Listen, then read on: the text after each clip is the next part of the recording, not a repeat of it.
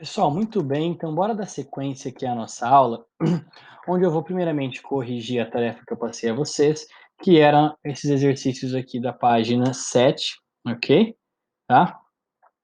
Exercício um e 2. Então, o número um era para vocês procurarem no dicionário as palavras e anotar os seus respectivos significados no caderno. Pessoal, conjuração tem a ver com um juramento entre pessoas, um conjunto de pessoas. Se você separar a palavra com e juração, com é de conjunto, de uns com os outros, e juramento, né? Juração de juramento.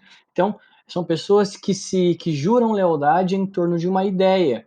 É uma lealdade em torno de uma ideia, em nome de uma causa, e, portanto, pessoal, é um motim, é uma conspiração. Ó, conspiração é estar junto, conspirar, conjurar, né? Defender uma ideia em conjunto, ok? No caso aqui, contra o governo autoritário da corte portuguesa, ok? Emancipação, pessoal, tem a ver com uma coisa jurídica, com um termo jurídico, tem a ver com leis. Então, a pessoa emancipada, pessoal, é uma pessoa que está livre juridicamente. Então, para responder livremente pelas suas atitudes, e no caso aqui do movimento da Inconfidência, né, ou da Conjuração, era, portanto, a liberdade de legislação, portanto, a liberdade da colônia perante as leis da coroa, entenderam? Então, assim, era o Brasil aqui, era a colônia, certo? Era a colônia aqui do Brasil, se livrar finalmente das garras do governo de Portugal e ter, portanto, as suas próprias leis, ok? Então, a emancipação tem a ver com liberdade. Uma pessoa que faz 18 anos, se ela quiser, ela pode ir pedir emancipação, que só é concedida aqui no Brasil para pessoas com maiores de 21, mas se os pais assinarem, ela pode responder livremente pelos seus atos e juridicamente pelos seus atos, caso ela seja emancipada, ok? Inconfidência, pessoal, tem a ver, ó, separa a palavra novamente, inconfidência, tem a ver com não ser confidente, com não guardar segredo. Então, no momento em que havia o movimento, era conjuração. A partir do momento, então, que ele foi delatado, passou-se a chamar de inconfidência. Quem colocou esses termos parecidos ou iguais, acertou, tá? Número 2. Após conhecer os significados desses três vocábulos, responda a essas questões.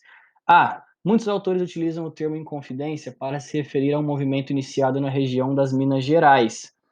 Qual a diferença entre utilizar a expressão conjuração mineira e a expressão inconfidência mineira? Pessoal, então, basicamente, ela responde o que eu falei na conjuração, pessoal, é quando havia o motim, quando havia ali um conjunto de pessoas, quando havia ali pessoas conspirando contra o governo, né, para conseguir a liberdade, para conseguir a emancipação, para conseguir a liberdade econômica, conseguir se livrar dos abusos e da exploração do governo português em cima da população mineira, ok? Então, conjuração é quando houve um movimento, tá? É quando houve um movimento entre a população, entre as pessoas, ok?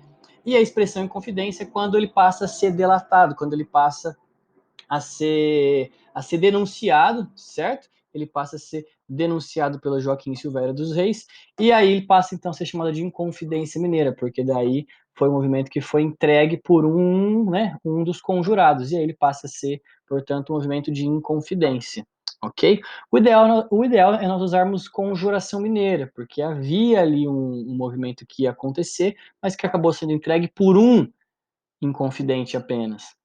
Sacaram? Então dá a impressão de que todos eram inconfidentes, mas não. Era um só que era inconfidente, o resto era tudo conjurado, porque eles não iam delatar nem denunciar o movimento. B. Para os integrantes da elite de Vila Rica, o que significaria se emancipar de Portugal? Também responde ali na letra 1, né, perdão, ali na número 1. Significava, portanto, ter a sua própria lei, ter a sua própria legislação, ok? Baseados nos ideais iluministas, então, ter a liberdade, igualdade e fraternidade, que eram os lemas lá da Revolução Francesa. Lembram disso? A liberdade de expressão, a liberdade econômica, a liberdade de formular suas próprias leis, de não ter, né, a sua população, o seu trabalho explorado pelos impostos que eram cobrados por Portugal, ok? Então, era isso que significava. Era liberdade para a população mineira e, sobretudo, também para as ideias circularem livremente, ok? Então, era se livrar, ter a liberdade econômica, a liberdade de impostos e a liberdade de comércio ali para a população de Minas Gerais. A ideia era fundar uma república ali da colônia, ok?